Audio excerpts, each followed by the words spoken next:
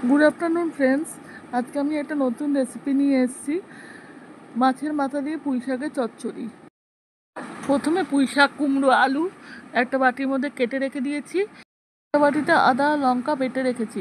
তারপরে কড়াইতে তেল দিয়ে মাছের মাথাটা নুন হলুদ দিয়ে ভালো করে ভেজে নিতে হবে কড়া করে। ভাজা হয়ে গেলে তুলে নিয়ে ওই তেলের মধ্যে শুকনো লঙ্কা, তেজপাতা আর পাঁচফোড়ন দিতে হবে। দিয়ে শাকগুলো দিয়ে দিতে হবে। শাক, কুমড়ো, আলু একবারে দিয়ে দিতে হবে।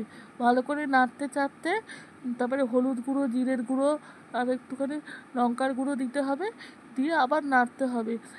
তারপরে নাড়াচাড়া করে তারপরে নুন দিতে হবে। নুন দিয়ে আবার কষাতে হবে। কষিয়ে কষিয়ে অনেকক্ষণ কষানোর পরে তারপরে হালকা অল্প একটু জল দিতে হবে, যাতে কুমড়ো আর আলুটা একটু ডাঁটাটা সেদ্ধ হয়ে যায়।